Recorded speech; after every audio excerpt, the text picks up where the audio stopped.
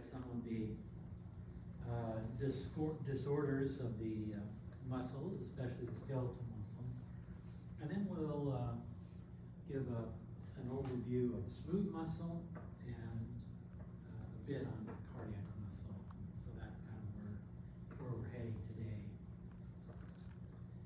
When we look at diseases affecting the muscles, we can really categorize them into the diseases that are really affecting the nervous system, which then affect the muscles, and then the diseases that directly affect the muscles.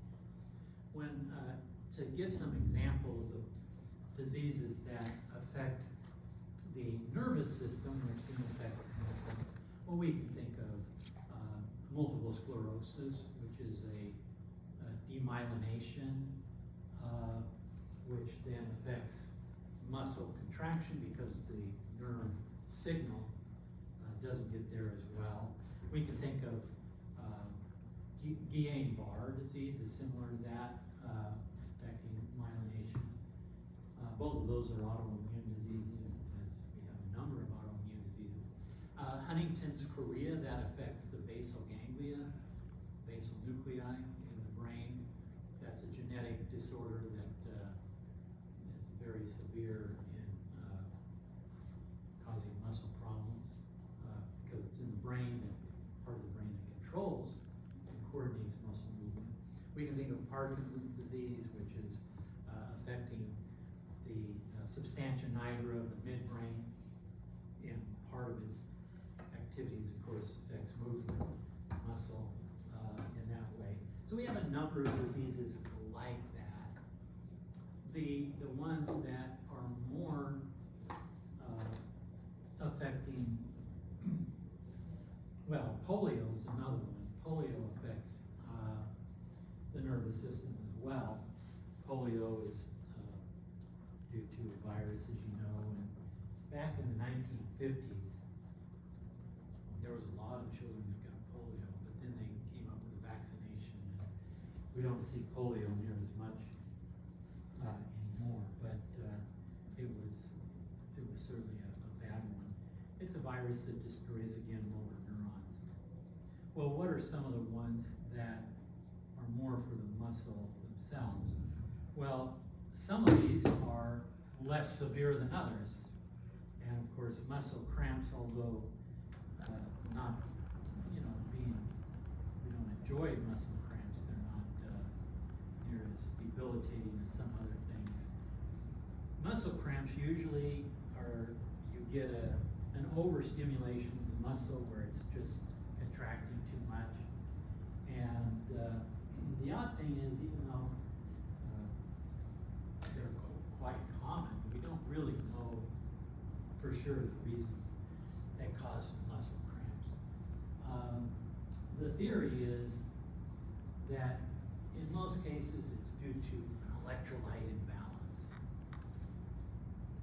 We need to have a homeostatic concentration of electrolytes, sodium, potassium, and calcium, and the like. And if we get off balance, that this can cause problems leading to muscle cramping. So that's the most common theory. It also may have to do with some other chemical imbalances in the muscle that stimulate sensory receptors and causes an overreaction of the motor neurons and causes muscle cramping in that way. Of course, you could have cases where you just have vascular problems, where you're having less blood flow for whatever reason. That could certainly cause muscle cramping. You can have muscle cramping as a side effect of certain drugs. Statins are prescribed for keeping cholesterol in line, values in line, but in some people, statins cause muscle cramping as a side effect. Sometimes it can be fairly severe. And there's other drugs that might do some things like that. So that's another aspect. But the type of muscle cramping that we usually associate with is, we're just doing our activities or exercising or what have you, and all of a sudden we get a muscle cramp. So that's they usually go away after a little while. Well, what about hypocalcemia tetany? Well, you probably are aware that hypocalcemia simply means too low of calcium levels, but we need to define that a little bit more precisely because it's too low of calcium levels in our extracellular fluid, our internal environment, if you will, our blood and tissue fluid. In other words, it's not too low of calcium in our sarcophasal reticulum. And this helps explain why hypocalcemia can actually cause muscle tetanus, a sustained contraction. Instead of contracting and relaxing, you have too much contraction. And so that seems a little discordant because you say, well, calcium is needed for muscle contraction, and skeletal muscle needs to bind to the troponin and all that, and disinhibit the muscle contraction. So how could a low calcium? But again, it's not a low calcium in the sarcoplasmic reticulum. It's a low calcium in the extracellular fluid. And what that causes is, for reasons that are a little bit complicated but have to do with maintaining the electrical charge inside and outside of cells. If you have low calcium levels, you open more sodium gates, and sodium comes down its concentration gradient and electrical gradients into the cells, and that can then overstimulate the muscle cells and cause tetanus. Spontaneous firing of action potentials because of this opening of sodium gates. So that's what that's causing there. Well, one that affects the muscles is a challenging genetic disease called muscular dystrophy. There are several actual subcategories of muscular dystrophy, but by far the most common is Duchenne's muscular dystrophy. And this form of muscular dystrophy is genetic, and it affects males much more than females because the genes that undergo mutation are on the X chromosome, so it's a sex-linked disease. Well, what do these genes that have mutated, what are they supposed to be coding for? Which protein? Well, they're coding for dystrophin, which is a type of costamere. What are these types of proteins? Well, we said that in skeletal muscle and cardiac muscle, we have sarcomeres. And these sarcomeres are very small and they're connected together. Well, at the end, these sarcomeres are connected by proteins, costameres, to the edge of the cell, to the cell membrane. And a lack of these proteins, and dystrophin is the most common of these, means that you're not attaching your sarcomeres, your myofibrils, if you will, to the membrane. And that creates major problems. It causes muscle weakness, and this can degenerate the muscle over time, cause it to be weaker and weaker. And this happens in both skeletal and cardiac muscle. some types of muscular dystrophy, a person can live nearly a full life expectancy, but Duchenne muscular dystrophy, unfortunately, the individual often dies in their late teens and 20s. Some of them can go to their 30s, but it's difficult to go too much longer than that. The cause of death is very often respiratory failure, because if the muscles of the respiratory system are degenerating, you can't take a breath in. And so that's a potential problem. Or cardiac failure, your heart muscle gets weaker. And so either a combination of this or one or the other is usually what's happening. Sometimes you'll go into pneumonia, which will be the proximal cause of death, but it's usually secondary to weakening of the respiratory muscles or the heart muscle. So that's a challenging one. And it's pretty common.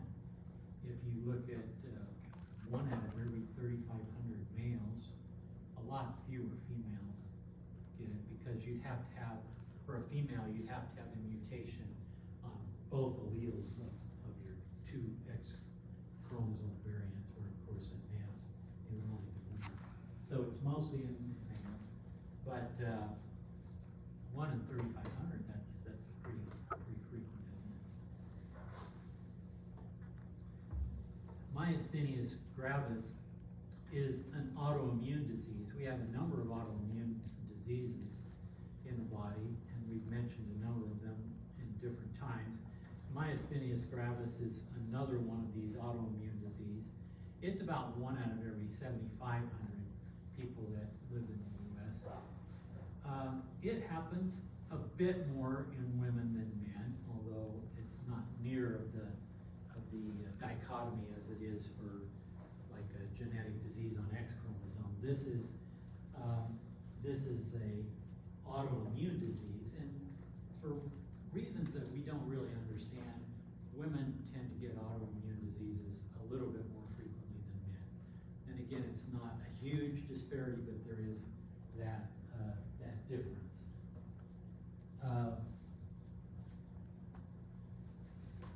Some people theorize, but there's really not enough evidence for this, that because women are capable of having babies, they may have some protection against not attacking the baby. The uterus is a protected site, but that things can go awry a little bit more easily because of perhaps hormones. But we don't really know. That's really speculative, so we won't go too far down that road. But we do know that it is more common in women than men. So what is going on here? What part of the immune system is being misdirected? Well, the part is we make antibodies inappropriately against our nicotinic acetylcholine receptors at that motor end plate, at that neuromuscular junction. And so you destroy those. So you have less receptors for the acetylcholine to bind and stimulate muscle contraction.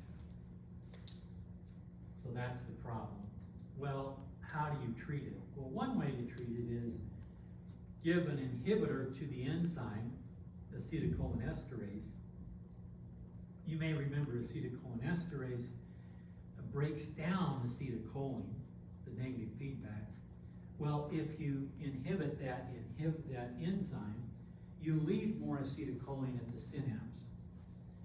And even though there are fewer nicotinic cholinergic receptors to bind to, you'll leave acetylcholine in there to bind to it for a longer period of time, and so that can help. Another treatment is to give immunosuppressants, and because it's an autoimmune disease, you can give glucocorticoids, cortisone, that kind of thing. Sometimes these are called the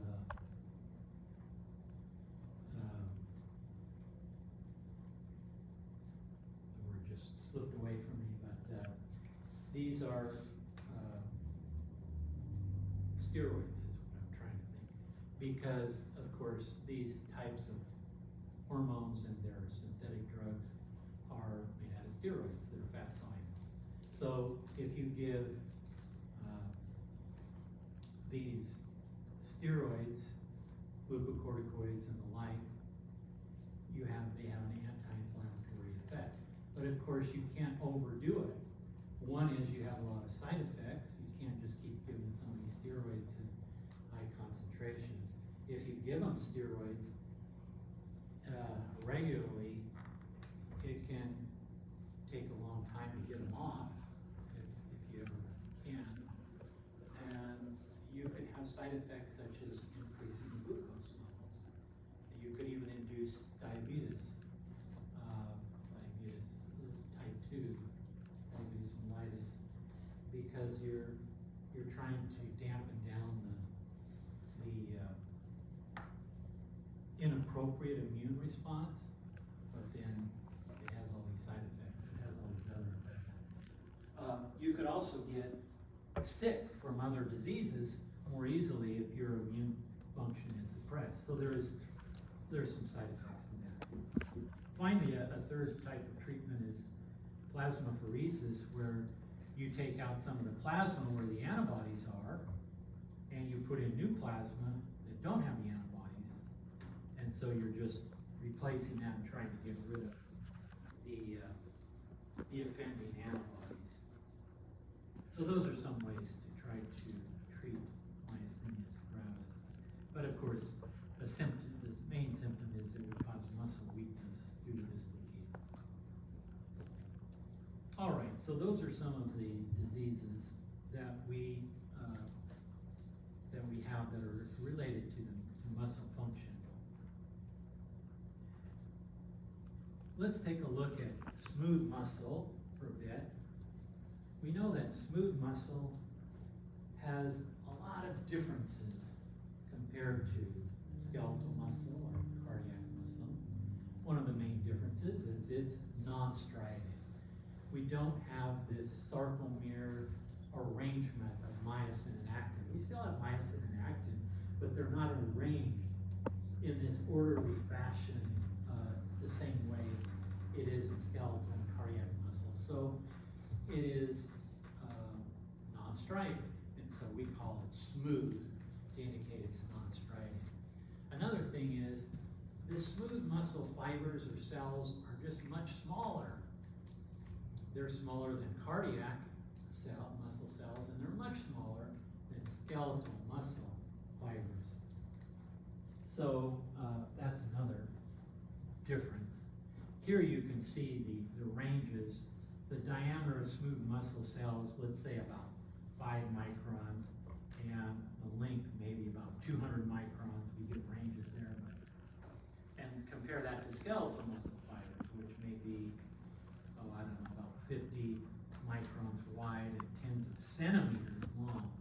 So a very different size there. Smooth muscle only have one nucleus per cell that's centrally located. Contrast that to skeletal muscle that are multinucleated, and they're at the edge of the cell rather than in the center. Smooth muscles are spindle-shaped, which we'll see a diagram of that, but it just means they're tapered on the ends. That's all that means. Notice that we have myosin and actin and tropomyosin, but no troponin. So the regulation of contraction is going to be much different. Actin is attached to plasma membrane or little cytoplasmic structures known as dense bodies. Again, no sarcomeres in smooth muscle. Where are smooth muscles located? Well, We mentioned this the other day, but let's just review it quickly. They're in the walls of most of our viscera, our internal organs, especially like the part of the esophagus, the stomach, the small intestine, the large intestine, the uterus, the urinary bladder. They all have smooth muscle in their wall. Not to get too technical, or the esophagus, part of it's skeletal muscle, part of it's mixed, and part of it's smooth muscle. So it's a little bit more complicated, but let's not worry about that too much. But anyway, smooth muscle is in the walls of a lot of our viscera, our internal organs. In addition, smooth muscle is in our blood vessels, the larger ones, both arteries and veins. And so that's the main location. There's another location of smooth muscle, and that's in the iris of our eye. The iris is made up of smooth muscle. It's the colored part of our eye, green, brown, black, or whatever your color, gray eyes. It's that iris. But as we'll see, the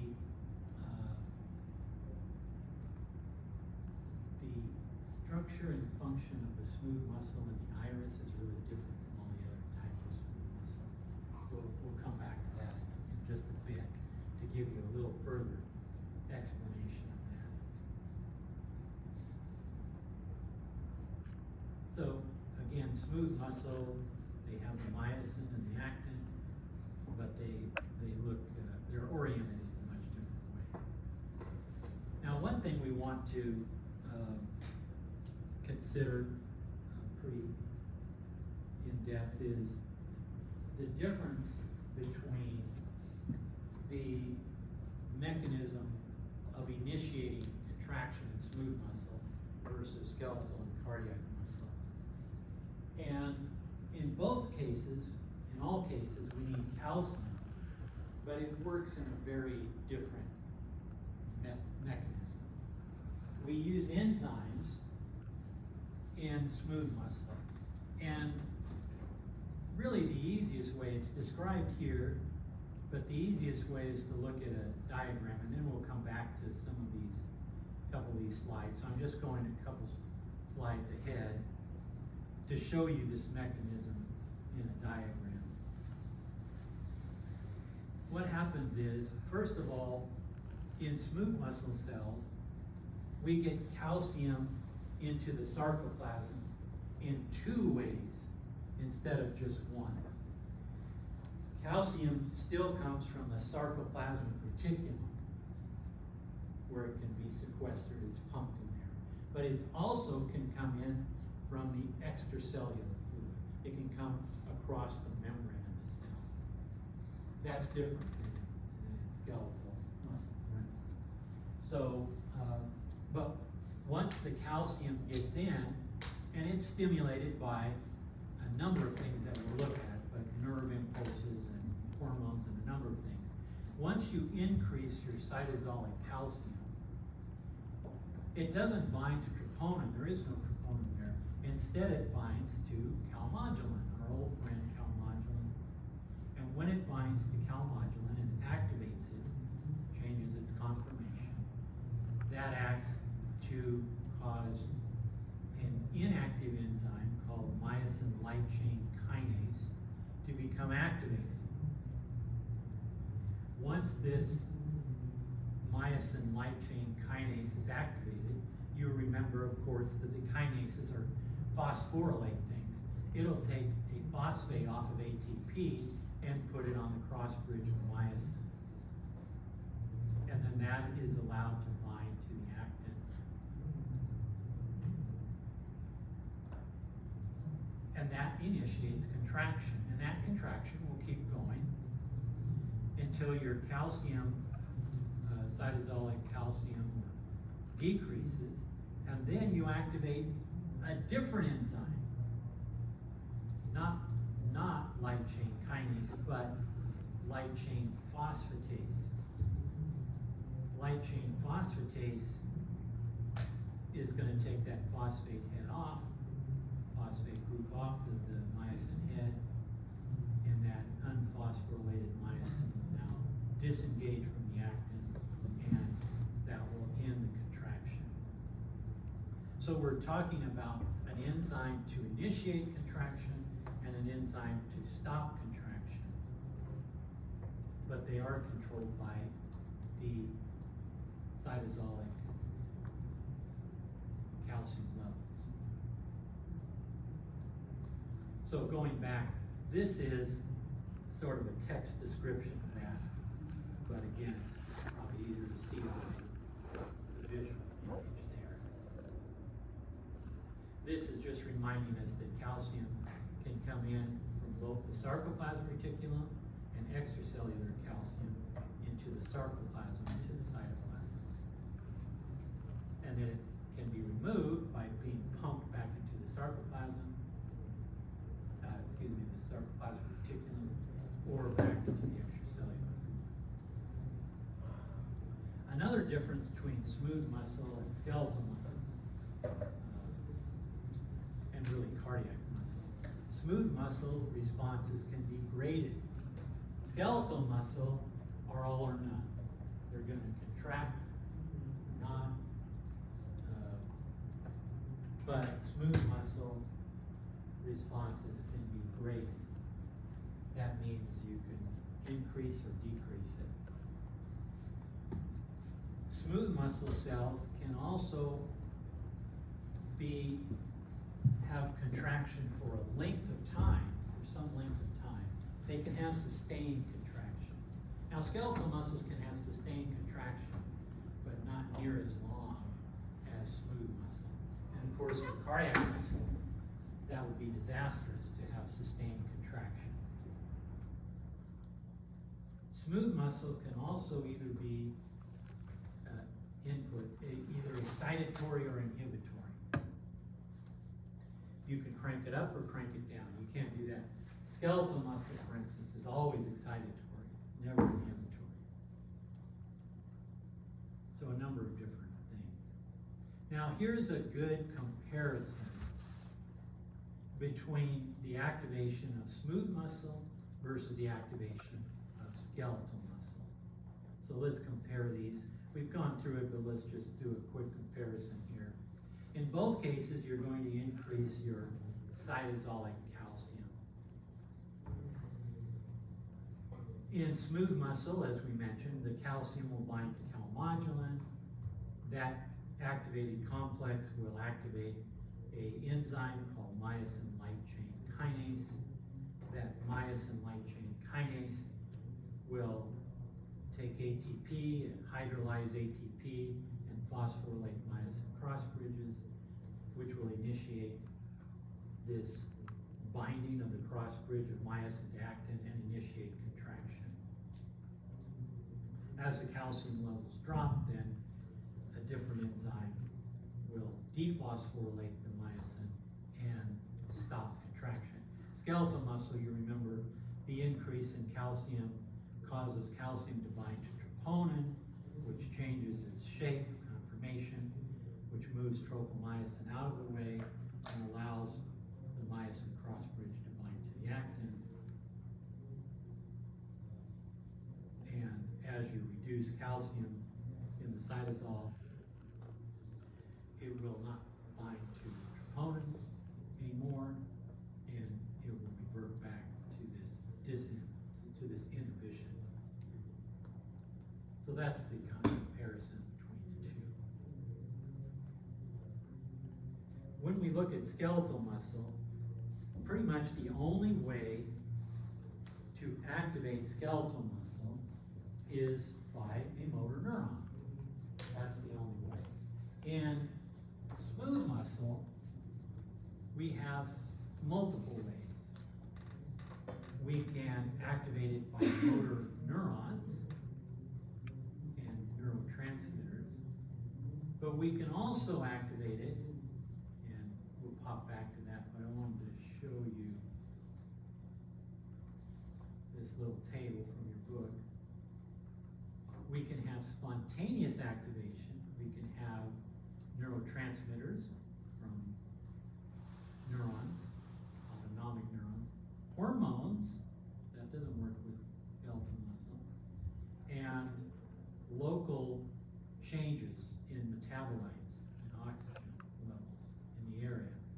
simple stretch can cause contraction.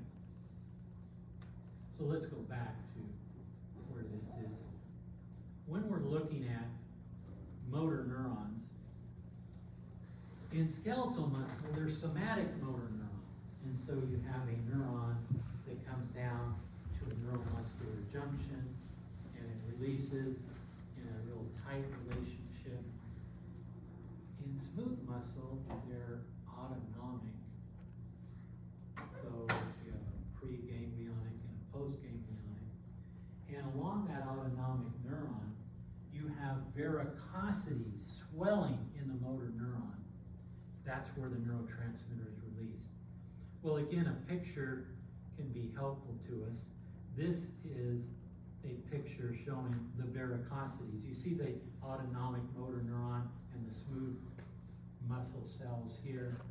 All these little swellings are called varicosities. There's how you spell it. And you have neurotransmitter in there. So when the action potentials come down, you release neurotransmitter from all of these different varicosities. And then that can bind to your skeletal muscle, to your smooth muscle. So that's a different way that we look at it. So this is the description, just switching back to the description. These varicosities have the neurotransmitter, and then they'll release the neurotransmitter from there. And again, you can have excitation or inhibition for smooth muscle. Norepinephrine, part of our autonomic nervous system, released from most postganglionic sympathetic neurons, enhances contraction of most vascular smooth muscle because it binds to alpha adrenergic receptor. But it can inhibit, it can provide relaxation to the smooth muscle in the bronchioles, the airways, because it acts on beta-2 adrenergic receptors. So there can be activation or inhibition possibilities. This excitation and inhibition doesn't just respond to the type of neurotransmitter, but usually it's the type of receptor and also the intercellular mechanisms. The transduction mechanism can be different. Local factors, the amount of hydrogen ions, the oxygen, the carbon dioxide, your osmolarity, ion concentration. All of these can also affect your smooth muscle contraction. Nitric oxide is a neurotransmitter that's both a neurotransmitter and a gas, and it causes smooth muscle relaxation through local or paracrine chemicals. The most common or well-known mechanism that this is working, nitric oxide in the body, is erection of the penis. Erection of the penis is due to vasodilation of the arterioles, the arteries, small arteries and arterioles taking blood into the penis, and that causes more blood to come into the penis and into the capillaries there, and it goes out into the erectile tissue and starts erection. And as that erection is occurring, it compresses the exiting veins so that the blood doesn't leave for a while, and then you have erection. Well, that relaxation of the smooth muscle in the arterioles taking blood into the penis is controlled by nitric oxide. So it's an inhibition of smooth muscle. It's a relaxation of smooth muscle, causing that vasodilation. And then also stretch can lead to this, to increased contraction. Skeletal muscle doesn't contract spontaneously. Skeletal muscle cells must be stimulated by motor neurons. However, both smooth muscle and cardiac muscle can be autorhythmic. In other words, they can generate their own rhythm. We talked about that with the heart cells. We emphasized the sinoatrial node and the pacemaker cells and how it spontaneously would reach threshold and all of that. The funny or unusual sodium gates and the transitory calcium gates all working together to get us to threshold and that autorhythmic. Well, interestingly enough, smooth muscle cells, many of them can also reach threshold spontaneously and generate action potentials.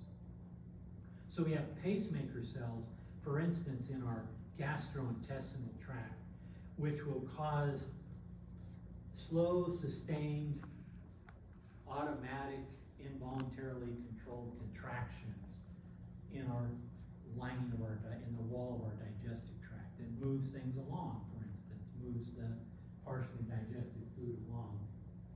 And so that happens in smooth muscle, but of course it doesn't happen in skeletal muscle.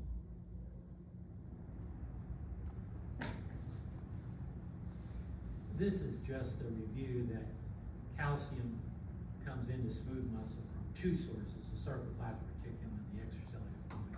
Not sure why I put that slide in there again, but that's reiterating that point. And this is just showing the varicosities again that we looked at. This is just reminding us that smooth muscle can be impacted either excitation or relaxation by these 5 different mechanisms, whereas skeletal is only one. Now, technically we have 2 types of smooth muscle. Single unit respond to stimuli as a single unit, a bunch of muscle cells responding together, and they're interconnected by little gap junctions, little connections from one cell to another that are big enough to allow ions to move from one cell to another. Almost all of our smooth muscle are single unit. What are our multi-unit, where each cell responds independently and they have much fewer gap junctions. That's the iris of the eye. The iris of the eye is a multi-unit, whereas all the other types are single unit.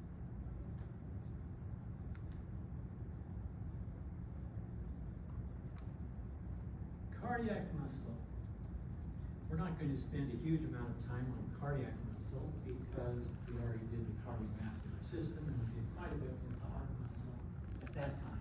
But we'll remind you of a few things just to refresh. Cardiac muscle cells have 1 or 2 nuclei and they're centrally located. Cardiac muscle, as you know, is striated.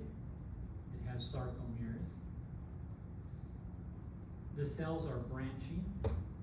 They have intercalated discs which help hold the cells together but also form gap junctions which allow the wave of depolarization, the ions to move from cell to cell.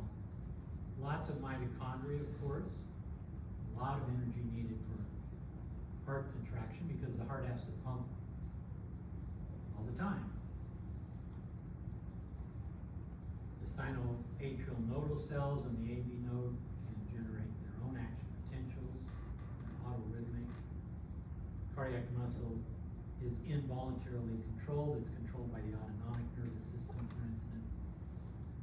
And we have a long refractory period. We'll look at that in just a minute. Before, here's a histological slide. You can see the striations here. You can see the intercalated disc. That's these lines. Like here's one, all these lines. And you can see the branching pattern throughout. And the large nuclei, again, generally 1 or maybe 2 per cell centrally located. And so here's some of the features. The stimulation of the myocardium is similar to skeletal muscle, except for the myocardium it's autorhythmic and it gets its wave of depolarization from pacemaker, some of the sinoatrial node. But you do get calcium coming in, and so calcium is also involved. Just to review something that we did in the cardiovascular chapter, for skeletal muscle, it's perfectly fine and needed sometimes to have sustained contractions, tetanus. But that would be catastrophic in the cardiac muscle, because we needed to contract and expel the blood, but then we need the muscle to relax so the blood can come back in and fill it up and it can contract. It's got to have that cycle of contraction, relaxing, contraction, relaxing. Well, to prevent sustained continuous contraction, instead of just an action potential in skeletal muscle that just is very short, it goes depolarization, repolarization, the cardiac muscle cell action potential. You have depolarization, it starts to repolarize, but then you have that plateau where calcium is coming in and counteracting the potassium going out, and then calcium gates close, potassium goes out, and you finish it off. So this sustained action, lengthened action potential, lengthens the refractory period so that you don't get any more stimuli within that few 200-300 milliseconds, and so your muscle is allowed to relax and not just keep summating and going up to a sustained contraction. So different mechanisms, different design for cardiac muscle versus skeletal muscle there. This isn't to memorize, but this is a table that compares skeletal muscle and smooth muscle and single unit, multi-unit, and cardiac muscle. And it's a couple of pages there. So if you ever want to just do a quick reference as to some of the differences between, this shows you the differences there.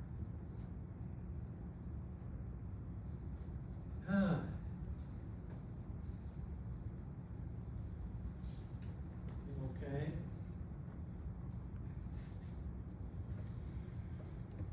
So this is where the material ends for the test tomorrow.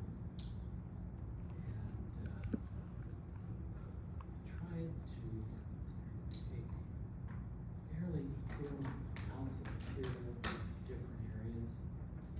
We have a lot of different areas here to cover for this test.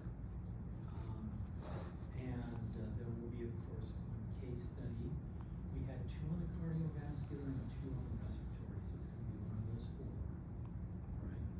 And then some others, essay, short answer, things of that nature. And then some multiple choice and some multiple choice.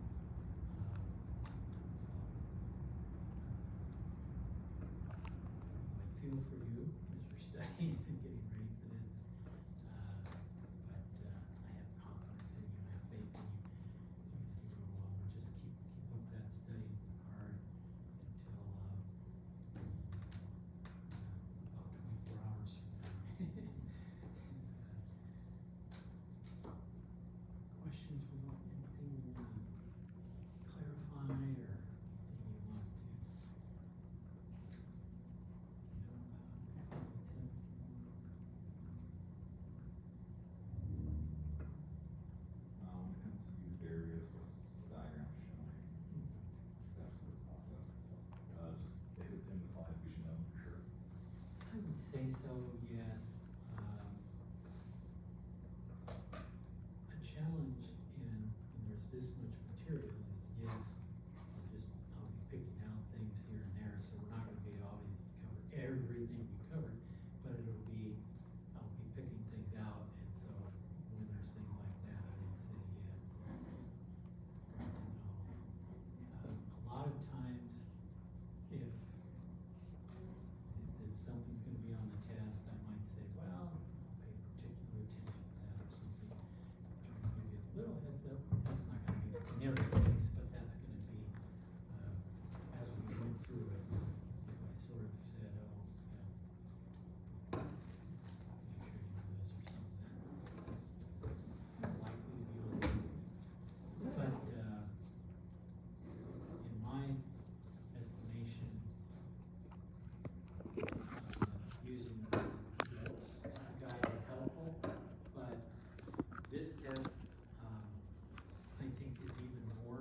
conceptual in the first test.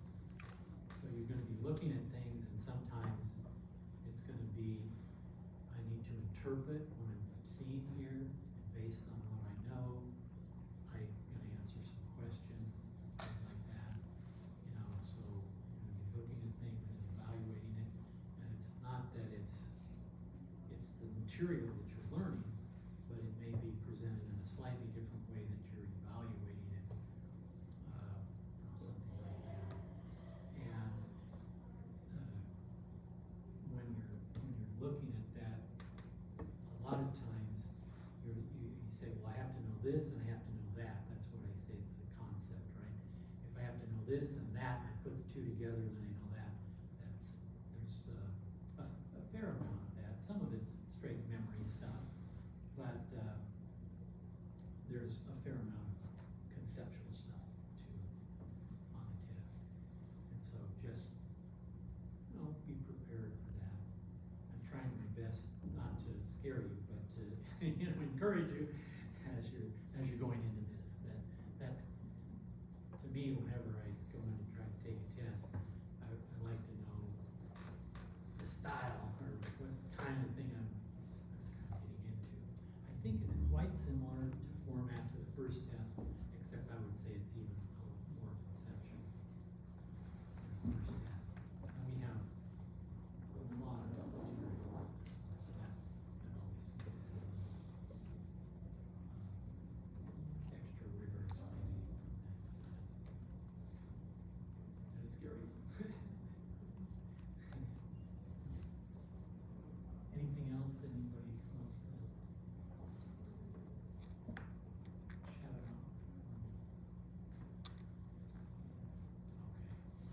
Well, good luck.